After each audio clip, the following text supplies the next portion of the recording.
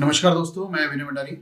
दोस्तों, आज हम जानेंगे कि जनवरी की एक्सपायरी हमारी निफ्टी की कहाँ हो सकती है, बैंक निफ्टी कहाँ आ सकता है, कितना ऊपर कितना नीचे आ सकते हैं हमारा इंडेक्स निफ्टी, बैंक निफ्टी।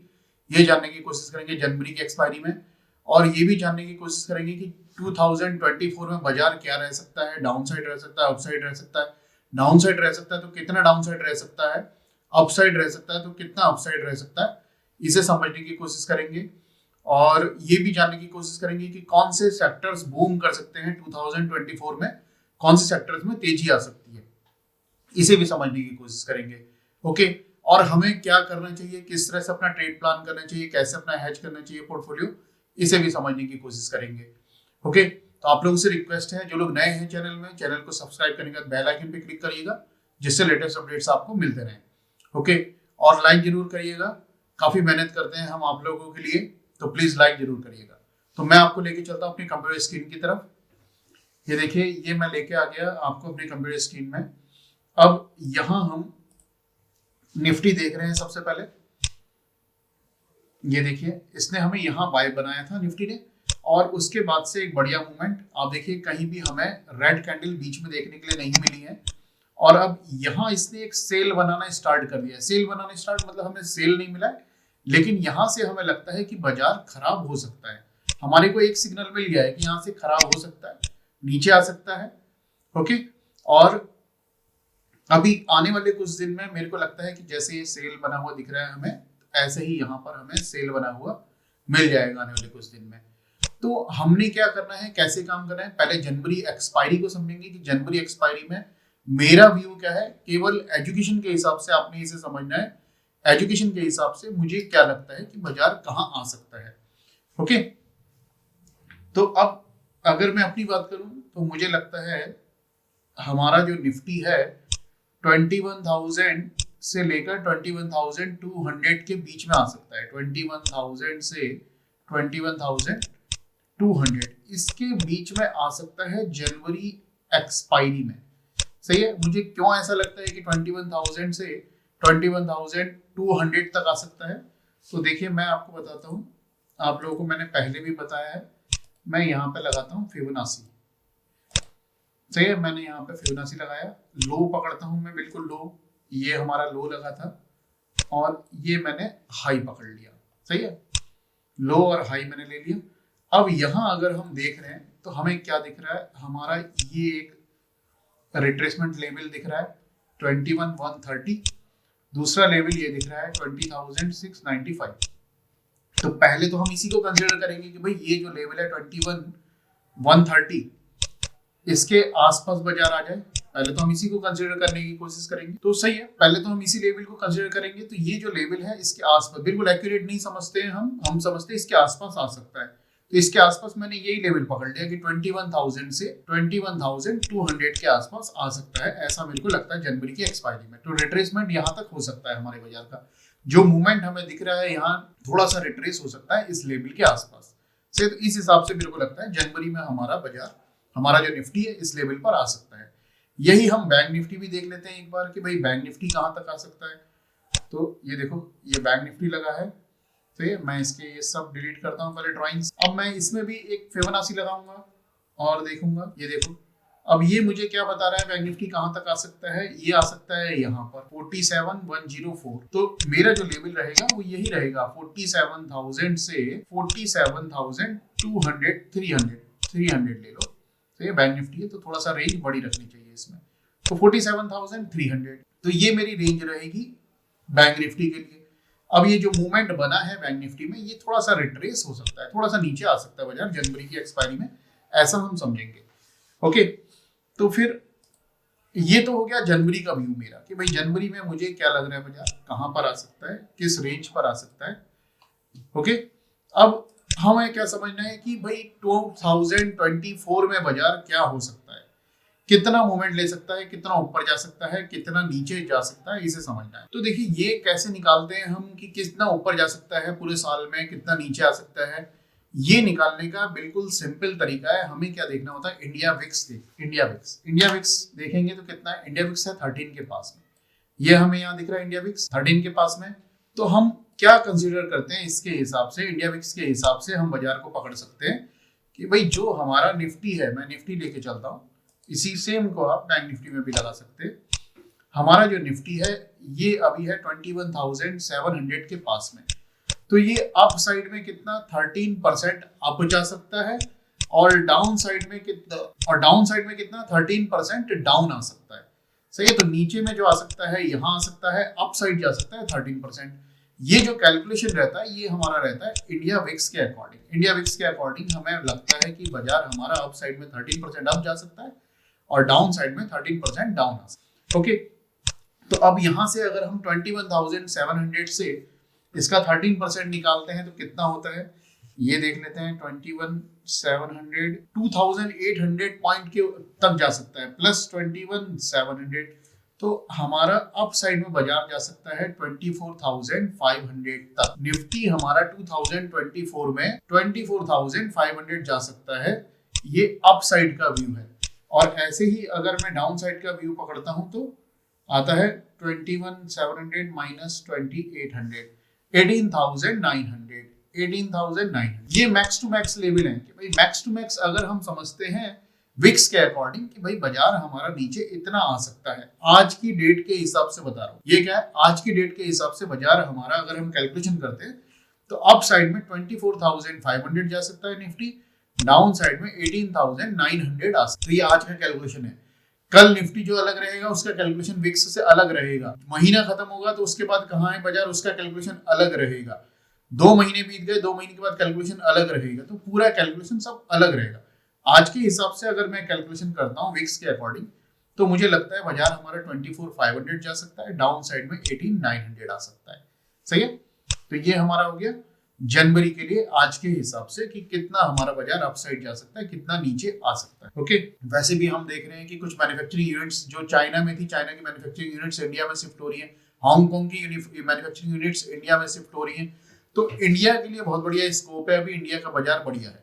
देखो आपको मैं एक चीज दिखाता हूँ, ये इंडिया का मार्केट है कैसे परफॉर्म करा है, और मैं आपको हांगकांग का बाजार दिखाता हूँ। ये देखो, ये हमारा हांगकांग का बाजार है, ये कैसे पिटा हुआ है, बिल्कुल आधा है ये इस समय, 50% डाउन है अपने हाई से 50% डाउन है, और हमारा बाजार कहाँ है, टॉप में है।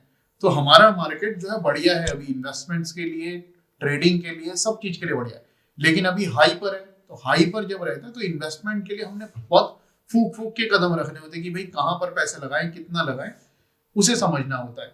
सही है, तो मैं एक बार आपको मेरे को जो पसंद है सेक्टर्स वो भी आपको बता देता हूँ कि कौन कौन से सेक्टर्स मेरे को लगता है कि आने वाले टाइम में बूम हो सकते हैं। तो मैं आपको मनी कंट्रोल में लेके चलता हूँ। तो ये मनी कंट्रोल में लेके चलता हूँ, वहां जाके समझेंगे कि कौन से सेक्टर्स मेरे को लगते हैं, मेरे को पसंद आते हैं। देखो सबसे पहले मैंने हेल्थ केयर लगा रखा है यहाँ पर, मुझे हेल्थ केयर सेक्टर बढ़िया लगता है 2024 में। इसका साइज में थोड़ा बड़ा कर लेता हूँ। ये सेक्टर्स मेरे को लगता है हेल्थ केयर सेक्टर्स। अब इसमें भी जो क्वालिटीज कंपनीज हैं उनमें ही हमने ध्यान देना है। ये सेक्टर मेरे को लगता है कि ये थोड़ा सा अच्छा लगता है, मेरे को लगता है बूम हो सकता है। और देखो, और ऑल टाइम फेवरेट जो है बैंकिंग, मेरा ऑल टाइम फेवरेट है, बैंकिंग भी हमारा बूम कर सकता है, ये चीज समझिएगा। और हमारा देखिए यहाँ पर आप सारे सेक्टर्स, इलेक्ट्रिकल्स है, ETF है, फाइनेंस है, FMCG है, फुटवियर है, इंडस्ट्रियल गैसेज एंड फ्यूल्स है, इंफ्रास्ट्रक्चर है। देखो इंफ्रास्ट्रक्चर भी हमेशा ध्यान देना चाहिए, इंफ्रास्ट्रक्चर में भी इंश्योरेंस है, लॉजिस्टिक है। तो मुझे एक तो हेल्थ केयर सेक्टर, और मैं बताता हूँ आपको मुझे कौन सा सेक्टर बढ़िया लगता है, यहीं पर देखेंगे। एक रियल एस्टेट भी मेरे को बढ़िया लग रहा है। रियल एस्टेट में भी काफी अच्छा बूम आ रहा है अभी, हम देख रहे हैं कुछ। और आप भी नोटिस कर रहे होंगे कि प्रॉपर्टी के रेट्स अब धीरे धीरे बढ़ने स्टार्ट हो गए। जो 2020 में गिरे हुए रेट थे, चल नहीं रही थी, प्रॉपर्टी के भाव नहीं बढ़ रहे थे, 21 में नहीं बढ़ रहे थे, 22 में नहीं बढ़ रहे थे। अब हमारा जो 23 लास्ट से थोड़ा सा स्टार्टिंग हुआ है बढ़ना। सही है, तो रियल एस्टेट एक सेक्टर मेरे को लगता है कि ये भी थोड़ा सा बूम कर सकता है। तो रियल एस्टेट सेक्टर्स में अगर हम देखते हैं तो कौन कौन से स्टॉक्स हैं, पहले ये देखिए, यहाँ KBC ग्लोबल, ये सब छोड़ दीजिए, इसमें कोई भी शेयर जो है अगर हम देखते हैं ढंग का अच्छा शेयर, जैसे मैं बोलूंगा जो बढ़िया कंपनी है, जिसे मैं मानूंगा कि अच्छा, तो वो है एक गोदरेज प्रॉपर्टी। ये एक थोड़ा सा मेरे को बढ़िया लगता है। एक ओबेरॉय रियल्टी भी बढ़िया है, और एक हमारा DLF, एक ये DLF बढ़िया। और गवर्नमेंट उसमें जाते हो तो NBCC, ये भी देख सकते हैं, NBCC भी सही है। सही है। तो ये अच्छी क्वालिटी स्टॉक्स निकालने हैं हमने, ये चीज ध्यान रखनी है, सही है। और अगर मैं हेल्थ केयर में जाता हूँ तो हेल्थ केयर में मेरे को क्या पसंद है, देखिए जो एड्स चल रहे हैं सामने उन पे ध्यान मत दीजिएगा आप, सही है।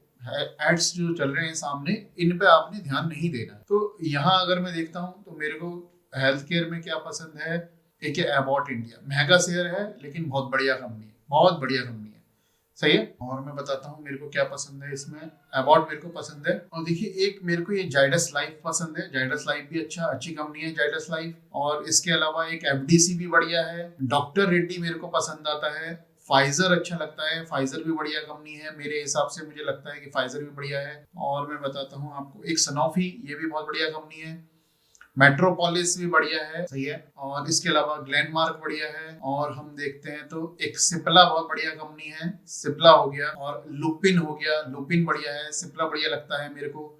तो ये जो मैं बता रहा हूँ ये एजुकेशन के हिसाब से बता रहा हूँ, ये आपने खरीदने नहीं है कि कल ही जाके आप इसमें खरीदने के लिए कूद पड़ो, ऐसा नहीं करना है बिल्कुल भी। मैं आपको ये बता रहा हूँ कि मेरे को क्या पसंद है। डिबिस लैब ये भी बहुत बढ़िया है, सन फार्मा ये भी मेरे को अच्छा लगता है। बस फार्मा में मेरे को यही स्टॉक्स हैं जो मेरे को पसंद आ, सही है।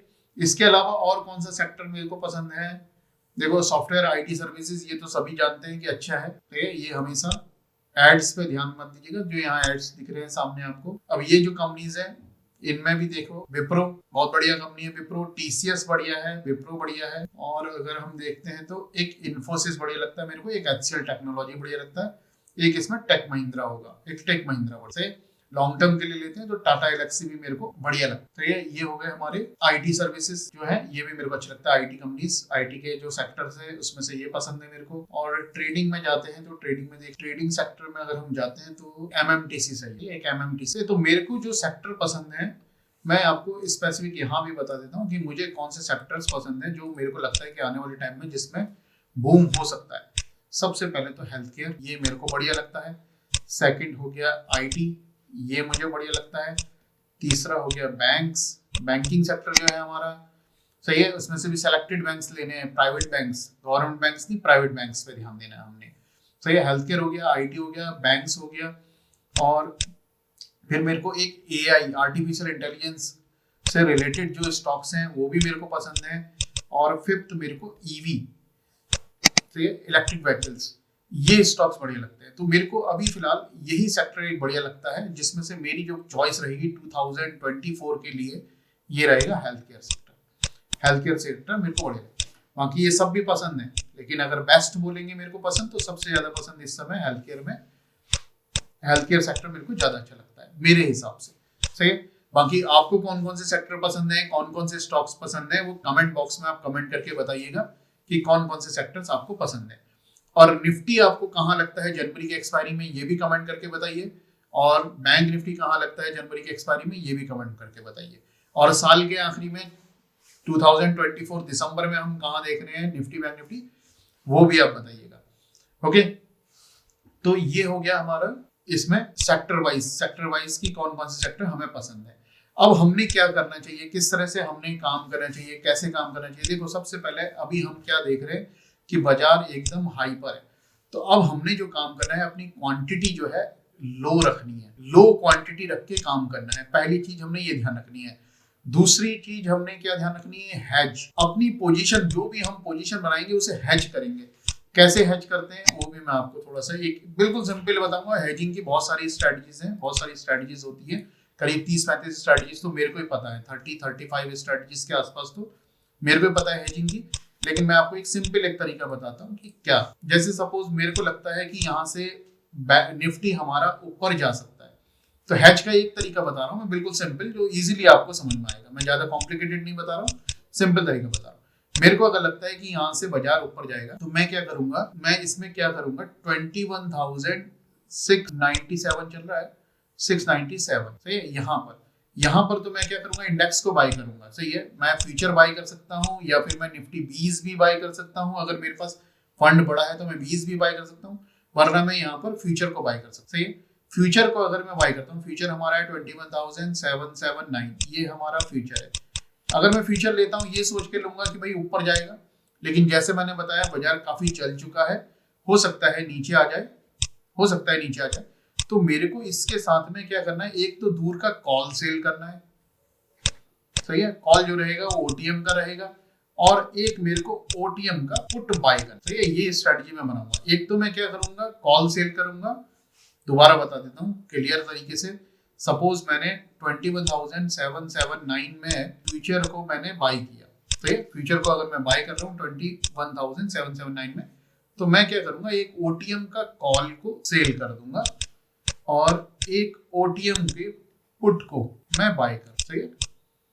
एक ओटीएम के कॉल को मैं सेल करूंगा, एक ओटीएम के पुट को मैं बाय करूंगा। इसके अलावा बहुत सारे तरीके हैं हेज के, मैं एक सिंपल तरीका बता रहा हूँ। इस स्ट्रेटजी को बोलते हैं कॉलर। क्या बोलते हैं? कॉलर। तो जब हमें रिस्क लगता है हमारी पोजीशन बाय करने में कि भाई काफी चल गया है, तो हमेशा ध्यान रखना कॉलर स्ट्रेटजी बनानी चाहिए, ये चीज ध्यान रखना, ठीक है। तो सिंपल सा एनालिसिस है, सिंपल सा आज का जो वीडियो है सिंपल सा है।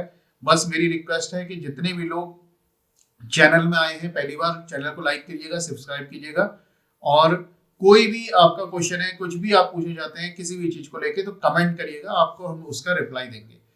ओके, बाकी धन्यवाद।